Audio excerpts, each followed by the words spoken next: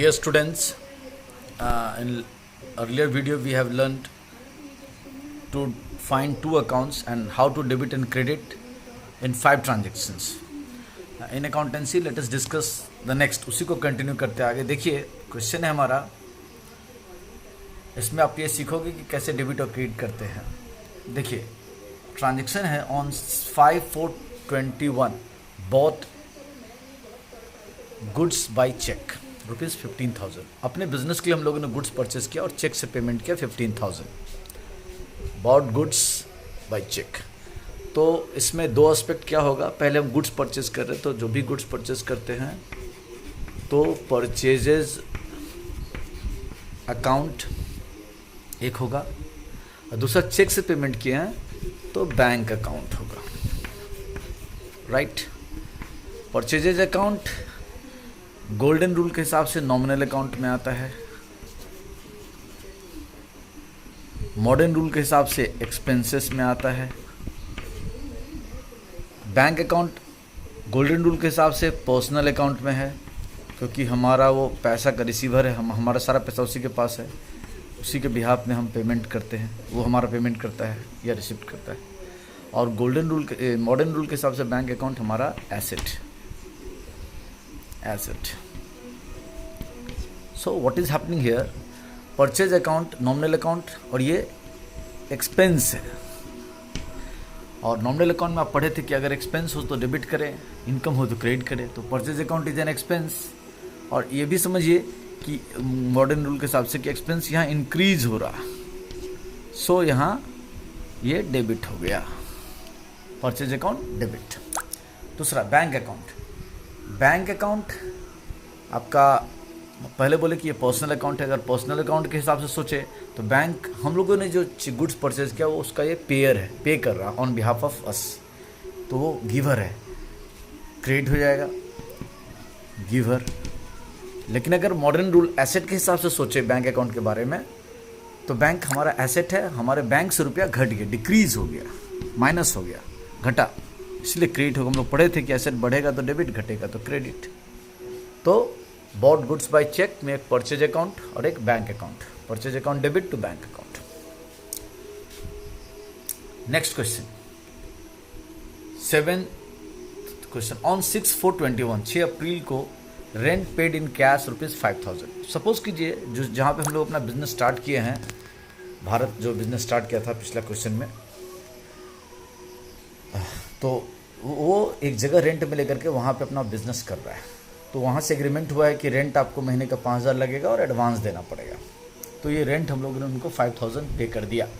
तो इसमें कौन सा अकाउंट खुलेगा, एक रेंट अकाउंट. दूसरा कैश पेमेंट किया, पेड इन कैश, तो cash account. Rent golden rule के हिसाब से नॉमिनल अकाउंट में आता है और मॉडर्न रूल के हिसाब से ये एक्सपेंस है.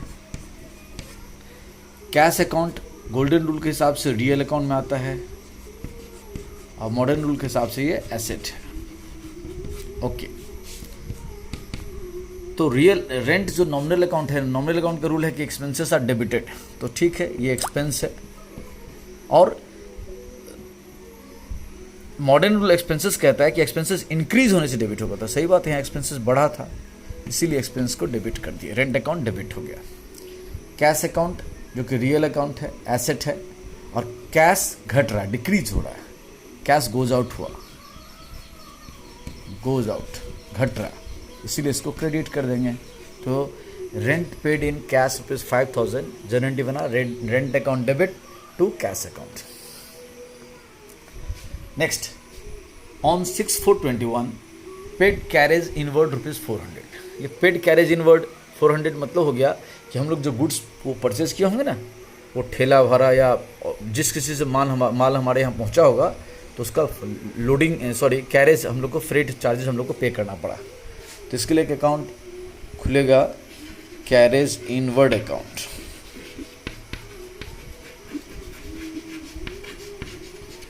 ओके. Carriage inward account. दूसरा यहाँ लिखा है सिर्फ पेड, कैसे पेड क्यों नहीं लिखा है, तो मान लेंगे कैश पेड किया, कैश अकाउंट. तो कैरेज इनवर्ड तो नॉमिनल अकाउंट है और एक्सपेंस है।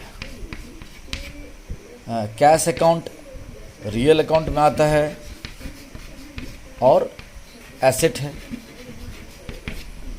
तो नॉमिनल अकाउंट एक्सपेंसेस के रूप में यहाँ एक्सपेंसेस बढ़ रहा है, एक्सपेंसेस इंक्रीज हो रहा है। तो एक्सपेंसेस इंक्रीज हो तो डेबिट हो जाता है, और जो cash account real account asset है वो गोज आउट हो रहा, डिक्रीज हो रहा है, इसीलिए क्रेडिट हो गया। यानी जब भी कैरेज पेड करेंगे तो कैरेज इनवर्ड या carriage outward account debit to cash account, ये हुआ। मान लेते कि 7 अप्रैल को संडे था, छुट्टी होगा, सो ऑफिस क्लोज था। 8 अप्रैल को लिखा है paid by cheque to ad agency for advertisement ₹1500। मतलब चेक से पेमेंट किए हैं किसी एडवर्टीजमेंट एजेंसी को, जिन्होंने हमारा ऐड किया है, और पेमेंट उन्होंने चेक से लिया 1500 का। तो यहाँ पे देखिए, एक होगा एडवर्टीजमेंट अकाउंट, एडवर्टीजमेंट अकाउंट। जब भी आप विज्ञापन कराए तो एडवर्टीजमेंट अकाउंट एक होगा। ये नॉमिनल अकाउंट हो गया, एक्सपेंस हो गया, एक्सपेंसेस बढ़ रहा है, सो डेबिट हो जाएगा। दूसरा इसमें चेक से पेमेंट किए थे, तो दूसरा होगा इसमें bank account. Bank account real account है, सॉरी गोल्डन रूल के हिसाब से बैंक को हम लोग पर्सनल अकाउंट में रखेंगे, तो पर्सनल अकाउंट है बैंक अकाउंट, पर्सनल अकाउंट, और मॉडर्न रूल के हिसाब से ये एसेट है। तो हमारा बैंक अभी पेयर गिवर है, जब गिवर होगा बैंक तो हमारे बैंक में पैसा घटेगा, डिक्रीज हो गया, तो क्रेडिट हो गया। यानी एडवर्टीजमेंट पेड बाय चेक का जनरेटिव बनेगा advertisement account debit to bank account. 10th को है ऑन